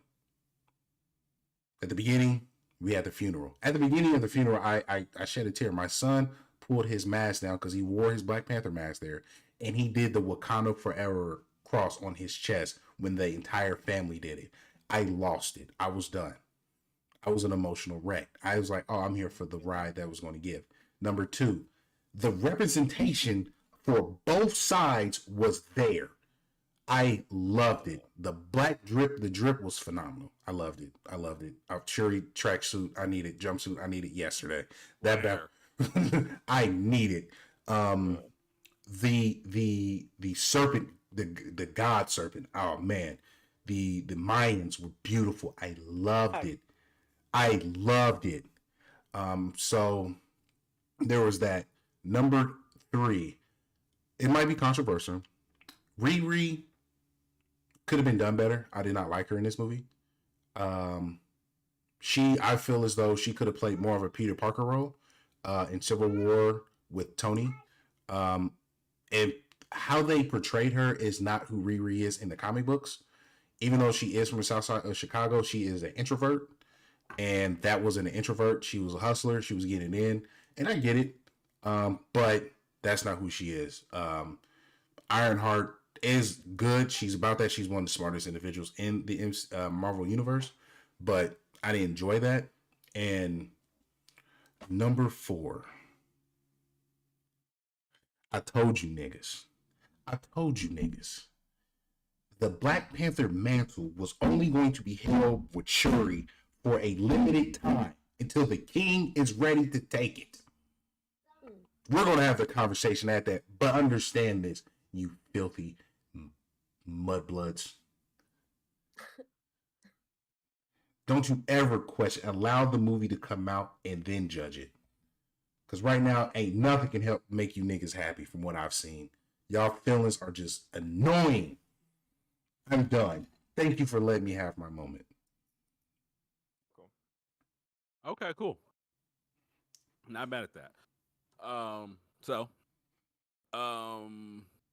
that Perry has kind of given us our play-by-play, Yes. what were your thoughts on the movie, Sean? Very powerful, in my opinion. Full of emotion.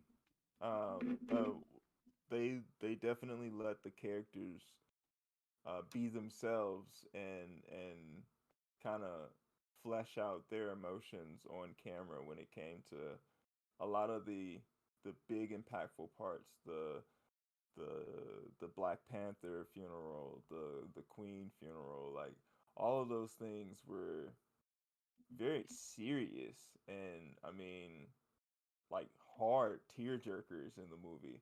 Um Indeed. the action the action was dope. I dig Namor quite a bit as an anti-hero. A lot of people say he was better than Black Adam as an anti-hero. And I think that they're missing kind of the point of the two. I mean, they had similar ideals and things of that nature, but Namor's been around the entire time, whereas Black Adam was kind of just waking up. Yeah. To Hey, things. Perry, side note, I dropped a transparent image into the chat. If you want to grab that, save that, and just tag that somewhere within the screen for the stream. In case anyone comes by, it'll be clear that we're talking about spoilers for Black Panther 2. There you go. Okay. But yeah, no, I agree. I think that was the thing where like Black Adam was kind of like confused, waking up. He was just kind of all right. Let's kind of get this cracking, and Yeah. whoever I have to crack while getting it cracking, you got to crack a couple eggs to make an omelet. Right. Versus like no more. He knew what was going on. Like Yeah. he was not clueless. He understood. He He's understood already the assignment. surveyed. He's been on Earth longer than any of us. Right. Now, something that I do want to kind of highlight, because I was telling my wife this yesterday. I was like, understand, Namor is just a mutant. There's nothing special about him. He is simply a mutant. Hold on. Say that again for the people in the back. He is a mutant, which means... Yes, he is just a mutant. Is all he is. There's nothing special about him. He's not a god. His people view him as a god, but he's nothing special. They worship him as a god, but that is not what he is. He is mortal. Yeah, let's make that a lot smaller. Well, yeah. Yes. Okay. Where I had put mine is just down by like the YouTube deal, and just like put it right in between me and Lady Gunner, if that fits a little better. So that way it can be a little bigger, but still. And I just kind of put it down by the Blerd Lines podcast at the actual bottom rim there. And then made it just a little bigger so people can actually see it. But yeah. But nonetheless, yeah, like he's just a mutant. And the thing with this is, God, that's still really small, Nick. I mean, it's not going to be any bigger. Like you can cut us off a little bit. Like that's okay. That's a nitpick of mine, bro. That gives me like it's okay, bro. That bugs me. Like I hate that. There's nothing interesting going on in this corner. But bro, that bugs me. You have no idea. My wife's feet there, bro. That's you have sound issues. I have placement issues. Okay. There we go. Okay, but yeah. But like I said, Namor is simply a mutant. This is bugging me. The reason, and what I explained to my wife last night was at the theaters, is understand that the X-Men are mutants. This is one mutant, and what one mutant with a little bit of vibranium was able to do to the MCU in the span of a little vibranium. Yeah. It was more than just a little. Thank you. Put some respect on that nigga's entire culture right now. Yeah. But you get what I'm saying. Absolutely. So if this was the ability of one mutant, imagine what happens when Rogue pulls up, when Storm pulls up, when Wolverine pulls up, Cyclops, Magneto. Like, it's gonna be problems. It's gonna be wild. It's gonna be problems.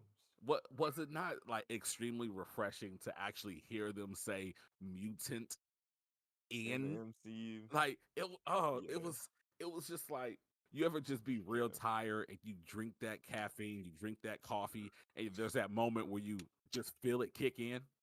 Like that's what it was for me. Like, oh yeah, say it again. Say it again.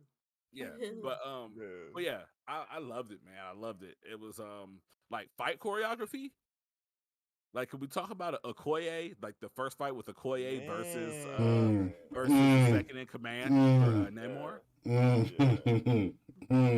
Delicious. Oh, that shit was dope. He was draping vibranium head to toe. Oh yeah, he was. He was like. He definitely is. That fight was amazing, man. Like choreographic wise, it showed. So that moment meant a lot. Okoye, there was performances here, y'all. Like so after that fight, Okoye did her thing. She was like, I took down 3. They came back to life, and then I lost because of some bullshit. That was that.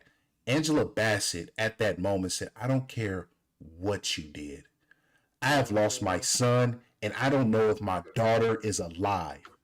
And you stood by Killmonger as he took the throne for my son. What else am I supposed to do with you? She took her title of general away. That moment, it didn't bring me to tears, but I felt for her, like, because that's who she was. I'm like, damn. Damn. That's what I'm saying. Powerful moments, man. Powerful moments, emotional moments all throughout this fucking movie. And it's great. So what parts made you guys cry? Shuri's mama. Number 1. Yeah. Black Panther funeral. Yep. Shuri's mama. Yeah, I want to talk about that. I need to talk about that. Okoye getting stripped of her title. That was strong. That was powerful. It made me cry. Lapita, bro. when she Oh. talked about why I couldn't pull up. Yeah. And I was like, I understand, girl. You got a wagon back there, so I know it's gonna be heavy. Bruh. Boys, stop. Bruh. I understand. I saw that. I said, I'm going to Africa. Fuck y'all. I'm gone. I'm out. Sign me up. Oh, man, Shuri's that's dream funny. walk was very powerful as well. Man. When she talked to Killmonger, that shit was hard. And That shit you, was rough. it was rough because when her mother died in front of her. At that moment, she chose vengeance. I am focused on vengeance. You took my mother. I am going to kill everyone you know and love. And it was, that moment made me cry, but her talk with M'Baku was strength and powerful, bro. She said, did my mother death did not want you to get vengeance? I am not asking you. I am telling you. We leave in mourning. That was cold. Yeah. I'm like, cold, ooh. Yeah. But I do love her entrance as Black Panther to the 5 tribes as well. They were in ruin, debating and kind of fighting over what to do about Namor and how to fight him. Now, what I found most interesting about that scene was she did not ascend the throne as Black Panther. She actually descended. Right. Which was indication that shit wasn't sweet and things were probably going to get really rough. You know, which are like those subtle nods in like filmmaking is like you see so many times like kings walk up to their throne, but she dropped in. She dropped down, and while it was still a triumphant moment, it was just like you could just pick up on the energy like before she even had that talk with M'Baku that it wasn't about to be about the right. Like it was about what we all wanted in that moment. Which is kind of interesting. I think that any movie that can make you feel some type of vengeful emotion, but then also confront the character as well as the audience, like, dude, is this really what we should be feeling right now? Like, there's something special about those moments. Absolutely. Because, yeah, it really just took that moment to kind of get out of the heat of the moment where M'Baku's like, what do you say? But what does your heart say? And for him, that was all he really needed to know at that point. And when she was just like, bruh, man, I don't have no heart. Like my heart was buried. Yeah, he knew where it was going. And he was just like, oh, damn, well, here we go. But could you blame her? Killmonger to this, basically, is what his face looked like. Could you blame her, though? I mean, no, you couldn't. Not at all. Yeah, like, you couldn't blame her. I mean, like, that's the craziest thing about it. She lost her brother, right? You know, because of the fact that she was not able to do what she needed to do. When it came time for Shuri to Shuri, she could not produce any type of results. The heart, the part plant. She couldn't produce them. Between Wakanda and it's supposed to be Atlantis, but it's called Talokan. Between Wakanda and Talokan, the connections between them are really, really dope. How, you know, one piece of vibranium landed in the ocean and it kind of formed this way and the plants grew around it, and then one piece of vibranium landed over here in Africa and it formed this way and plants grew around it. But they both were able to kind of give off these abilities to these individuals in the environments that they needed them to be in, and how she was able to, you know, take the bracelet that he gave her and kind of manufacture a Wakandan art plant. You know what I mean? Like, had they just been looking for vibranium like everybody else in different places, like they probably would have found Black Panther a cure or something like that. Absolutely, you know what I mean? And that's what she's thinking. That's what she's thinking to herself. Like, all these, we're sitting on this abundance of vibranium, and nobody ever thought to like try and recreate, you know, the plant that gives Black Panther his abilities, and that shit is what, like, that's a really big ass pie. Right. It's probably another one of them Damn. weird sandwiches. What's that? Like a peanut butter, banana, and spinach grilled cheese sandwich or something? Is It's it a noodles. tomato and basil smoothie? Aggressive. Turning up. I will say this though. I okay, so I love the movie. At the same time, I did not enjoy the landing.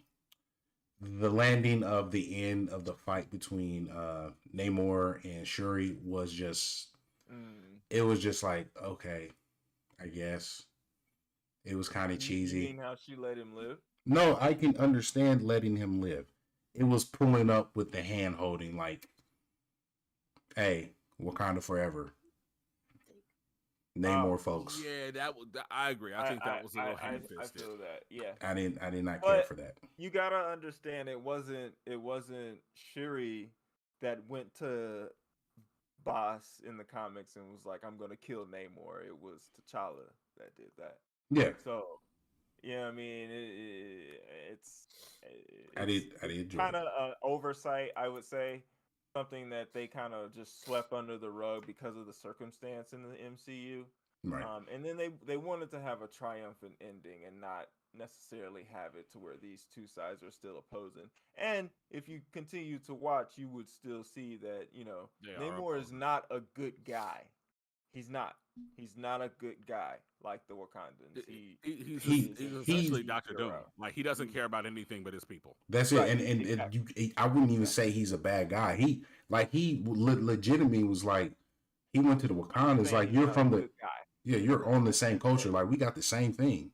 These Yeah. people, in the hands of you guys, let them know you have the strongest metal in the entire universe. They're going to do everything they possibly can to take it and use it for weapons. Yeah. We kill them. There's no in betweens. There's eradication. Mm. That was his thought process from what he was raised as.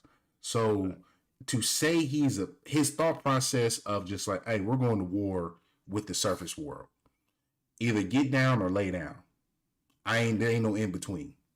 Like prop. Real talk. So Yeah. I love that. I also Riri was just, I loved her and I didn't. Like her Yeah. and Shuri's interaction with each other was cool. I love the tech talk that they had because that's who they are. Like they are geniuses in their own right. The Southside Chicago thing, I was just like, that's not comic book Riri. I see what you want to do, Yeah. and I'm just like, Yeah, I think they really wanted to try and make her cool because she is going to end up being like a young Avenger. So she's gonna end up having interactions with like Kamala Khan and like some of the Yeah. other younger Avengers, what Wanda's kids and stuff like that. So I think they just wanted to try and make her Yeah. a cool black girl, you know what I mean, instead of a nerdy, I guess, black girl because Yeah. they kind of already have a nerd in Kamala Khan. So they're Yeah. trying to kind of balance all of the dynamics and just be inclusive, I guess. Yeah. You Um know what I mean? my only issue with Riri was not I actually thought she was fine. I actually really liked her armor. oh, Yeah. Um armor school, yeah, but my biggest issue wasn't anything that Black Panther particularly did. It's the MCU as a whole because like the reality is like she goes to MIT. There were like mentions that Tony Stark had like a engineering scholarship for MIT in some of those earlier films. And Hmm. then boom, here's this genius who already has everything that they need in order to build a Stark Tech, blah blah blah.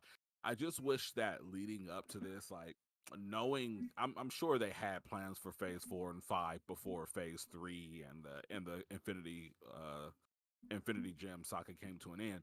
I just wish that they would have planted more seeds to say, all right, well, hey, like just like they planted the seed and what was that, Far From Home or No Way Home, whichever one it was, where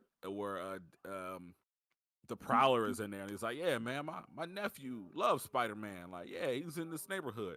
If they would have gave us a few more like seeds of that, where we knew that Riri Williams was somewhere around and Tony Stark knew of her, I think it probably would have been a little bit better to say, oh, okay, well, she goes to MIT.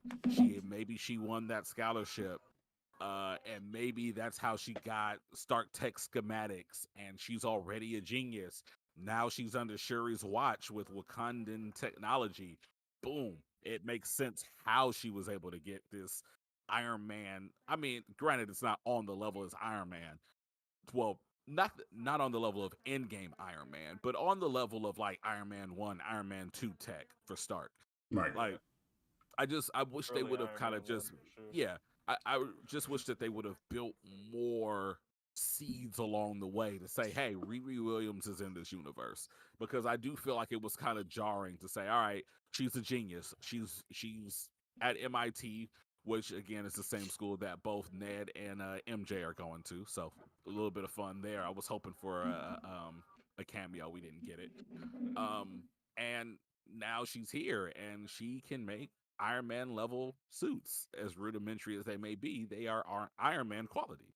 Yeah. It's true. I feel as though I stand by my statement. She should have been more like a Peter Parker on Civil War. There, her parts, I could have. This movie was great, but I could have cut out 40 minutes out of this movie. There's parts I could have cut out for sure. 40 minutes that could have been cut out was mostly all like Riri Williams motivated.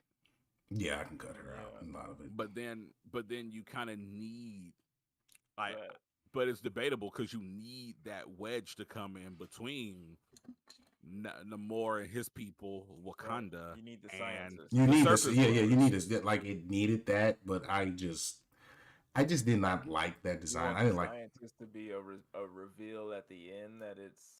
Yeah, I was not a fan. I was just like, But I digress. I love the reveal at the end. It was needed. I was so happy. Oh, the end game. I loved it. I loved it. The end credit does so much justice, and in a way, it allows for them to remember Chadwick Boseman and still have a T'Challa in the MCU without necessarily compromising T'Challa's actual Marvel story. Thank you. You know what I'm saying? So even though Chadwick Boseman is gone now, we have what is considered T'Challa the second. And then when mutants are introduced, we can still have a T'Challa Storm marriage. Unfortunately, T'Challa, that boy that he had was conceived between Lupita. Now, if that T'Challa smacks bacon with Storm, I'm gonna go high five that young man. But not yet. Not yet. So we don't know if we don't know when and if we're at the end, Masnokin. We're at the end. And I mean, and the thing is, like, there could be a time skip implemented. Yes. There can be variants shown in this. There can be different universes. Absolutely. Because again, we're trapped. We're no longer in just this one Earth. We are now traveling the multiverse in different aspects. Like, I honestly think we're not gonna get into too much variant talk moving forward. I think that once we get into phase 5 and they work on the Conqueror and we get him out of the way, and I truly believe phase 6 is gonna move into it'll probably start in phase 5, but I think phase 6 is gonna get into God Emperor Doom, potentially Galactus. I mean, Secret Wars. We'll probably Secret War. Is that phase? Is that phase? Yeah, I think that's coming up. Like, I think that's a thing. Yeah, that's phase 5. So I'm thinking as we get into phase 6, though, that's when we'll get into God Emperor Doom. We're gonna get into Galactus, and we're gonna get into. I think that we'll probably even start off phase 5 with some type of iteration of X-Men versus the Avengers. Yeah, that would be dope. Yeah, I think it's going to happen. Like, there's no reason for it to not happen, especially after the way that the mutants one mutant clashed with Wakanda and, like, tore down their entire infrastructure. it's easy cash grab, and the community wants it. Right. So I think that really, as we kind of get done with this whole Kang the Conqueror saga, I think the variant thing is going to start to whittle away a little bit. Now, I do think that there might be a possibility in that era, maybe a couple of. We still have Ant-Man and Wasp that's going to play a huge role in this. This is no, that's absolutely. But depending on how that goes. That part of, so is that Phase 5 or Phase 4? Is that still Phase? What starts Phase 5? No, Ant-Man Wasp starts Phase 5. Yeah, because it's like, because I've got to be honest, like Phase 4 has been really sloppy, but Phase 4 is very reminiscent of mediocre, but it's been a setup. Just like Phase 1 was, and if you remember, Phase 2, when we got Age of Ultron, which was pretty dope, but amongst all the Avengers films, it's absolutely the worst one. But it's still like a 7 out of 10 movie. Yeah. But it was Phase 2 where things really started to pick up and they started to gain their stride. So I got y'all right here. I think Phase 5 is really going to start to pick up, and then we'll get that crazy Phase 6 that everyone expects from MCU throughout the entire saga here. Right. So I got it right here. Ant-Man and Wasp, Quantumania is Phase 5. It's the beginning of Phase 5. And then you have Secret Invasion, Guardians of the Galaxy, Echo, Loki Season 2, The Marvels, Blade, which this probably going to get pushed back, Ironheart, Agatha, Captain America, New World Order, Daredevil, and Thunderbolts. It's all Phase 5, yeah. Blade will probably get swapped with Daredevil. Yeah. I'm a little bummed out at the fact that... Or Thunderbolts. With Thunderbolts, because where we were thinking this was going to be like the Black Ops organization of the U.S. Army and government and such.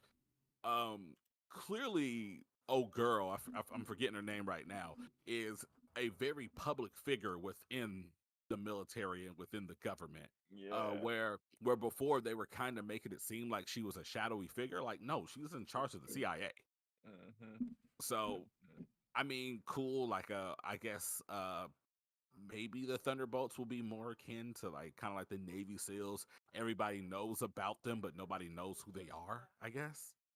But I was kind of digging like it being like a full on like Black Ops kind of deal. But I mean, I guess Navy SEALs, where we kind of know that they're doing shadowy shit, but no one asks questions about it kind of deal, is fine. But I just really wish we got that really dark, like, nobody knows who these people are, and they're gonna go get stuff done. So yeah, it is what it is. I do like how Black Panther stayed away from the multi-dimension and the multiverse of the MCU, and we just stayed on Earth. We stuck with the Wakandans and this mutant issue that we had. You know what I'm saying? This mutant.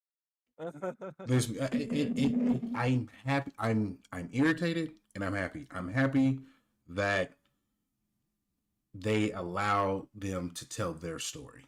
I'm irritated with community groups, man. It's annoying. It's very annoying because it's very selfish for people to say the things they've been saying, that Chadwick Boseman was selfish. They should have recast him. It's like no one has any emotions. Like, you have to allow these people, you have to, one, see the vision of the director and where they want to go with this. Judge once it's done. If you have not experienced, hush. Allow it to be said. And at the end, we got a new Black Panther coming. It's very inconsiderate to say some of the things that people are saying, especially how some people feel like, well, they just try to capitalize off his death. Not knowing that the family had regular input throughout the entire movie. From beginning to end. They had regular input. They were there. So, and then it's just like they're nitpicking. And it's sad to see that we couldn't enjoy the moment and grieve and mourn one of a very impactful character, because people are like, you don't see this happening with other white characters. You know how much people fought after old boy died as Joker. Like, he was like, there should not be another Joker. There was a Yeah. There was a battle for that. You know, when people fought We didn't get another Joker for what, 7 years? for a minute. It was what's his name from That Joker came out in 2008. it was So Suicide Squad. What is his Suicide name? Squad was the next Joker, Jared Leto. Jared Leto. And then We you, didn't get that until what, 2014? whenever that woman It was was doing the Harlem after, Shake. It was after Man of Steel. Ooh, Let me see here. bless you. Yeah, I'm- it was a while ago. So But, I'm yeah, it was a while before we got another Joker Bless you. after that. so- So Yeah, yeah, that was I just like 2016. So yeah, it was 2016. so Wow. 8 years. 8 Almost years 10 years before we saw Joker on screen. before we again. saw Joker on screen after Jared Leto or after Heath Ledger passed away. Come on now. So let's be honest. Like, stop thinking. Like, there's been a lot of ignorant comments where I'm just like y'all don't understand. Apparently, people don't get, like, just because they're actors, they don't build bonds on set with these people. They have to move forward from someone they kept a secret for a minute and lost. They had this whole universe built around this man. So moving forward will be hard. It can be impactful because, again, we're just gonna nip it in the bud. No one was talking about Black Panther prior to the movie. If you wasn't talking about in the comics, if you wasn't using him in Marvel vs. Capcom Infinite, you was not talking about Black Panther. And we're gonna be honest here. You did not care. Stop the cap. Y'all did not care. Y'all are not talking about, because the conversations I remember was Phoenix, goddamn Hugh Jackman as Wolverine, and trying to find the right Superman. Deadpool. And Deadpool. Ryan Reynolds been Deadpool. So that was it. That was the conversation. So let's ease up. And this movie did what it's supposed to do. Black and brown people filled up the movie theater. My son had a great time. I know Greg kids had a great time. So there's that. That's my rant of it. I cried like a woman. Exactly. I enjoyed myself. I was able to feel feelings. Wait, you cried like a woman? What? No, not really. My guy Sean was in the theater, sound like my daughter sounding right now. It was terrible. Yeah. But I mean, obviously, we could talk about Black Panther and the impact and the way that we all felt about it for forever and a day. But it's Sunday and we got stuff to do and all of that good stuff. So, time for recommendations. Who wants to go first? Perry wants to go first. Get out the way. Okay. Be your own man. Be your own person. Be your own individual. It's cool to take notes. It's okay to be like, man, that's inspiring. Don't copy and paste. Create your own.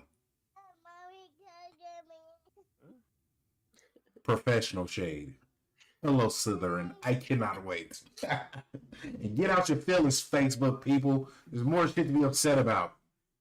I'm playing shit out of Hogwarts. I'm done.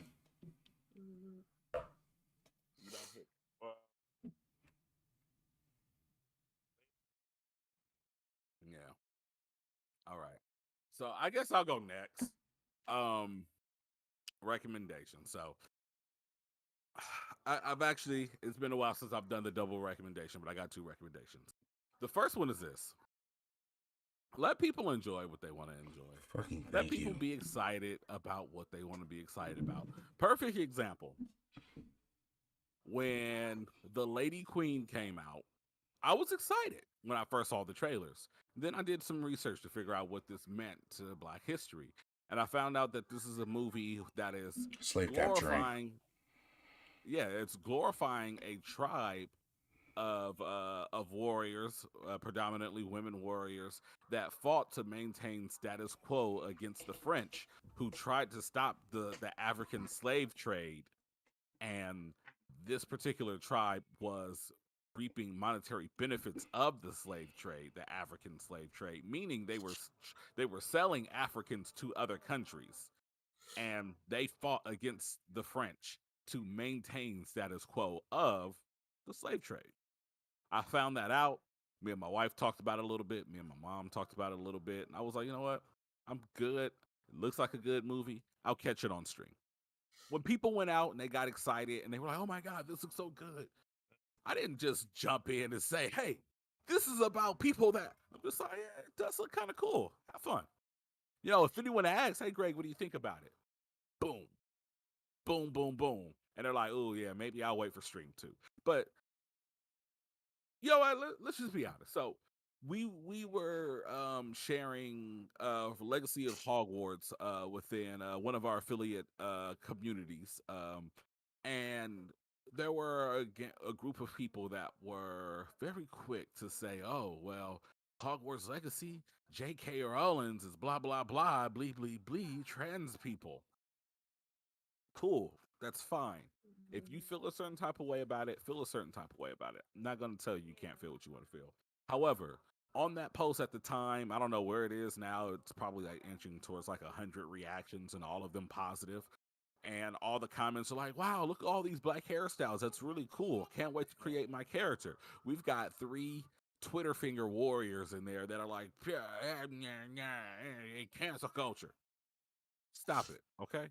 Because at the end of the day, what's going to help is if you don't want to buy this game, don't buy They it. fucking don't. Now, if you want to buy this game, buy it. If you want to buy this game and you buy it and you don't at least stop to think about the fact that J.K. Rowling is going to get some of that money, then buy it anyway because you're free to think about what you want to. However, I think that you should at least morally question your purchase of this game. If that's what you feel like, some people don't care. Some people don't care about equality. And for those people, they suck, but they do exist. As a black man, I see it every day. People do not always care about your equality, your equity in this world. But if you're one of those people who want to play the game and you feel bad about it, there's a simple solution. And this is what I recommend. If you have the monetary situation that yields you to do this, spend the $60 to $70 on whichever version of the game you're going to spend it on, and then take that same amount, if again your financial situation allows you to, and donate that towards the LBTGQ. I don't know. I always forget because they keep changing it, but just donate it to someone, to an organization that supports that community. So now you go spend $60 on a game that maybe you shouldn't spend it on because maybe you don't support the creator or the creator of the IP, which is different than the creators of the game who have allowed people to create transgender and non-binary characters within the game. But that's neither here nor there. People just like to nitpick. Neither here nor there. But if you really feel that bad, spend $60 on the game, donate $60 to the cause. Boom. Your karma has now been equalized. Stop it. There you go. Just know you can't make Perry feel bad for him enjoying shit. I do not care. I don't. Right. I don't care. The internet does not exist. Yes. I can turn it off. Like, and with all reality, and I say this wholeheartedly because, and this isn't to oust, but Lady Gunner is absolutely a member of the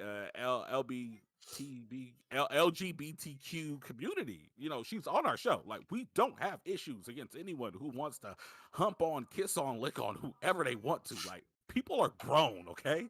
I have issues with the Dutch. That's about it. Like, yeah, those people are weird, okay?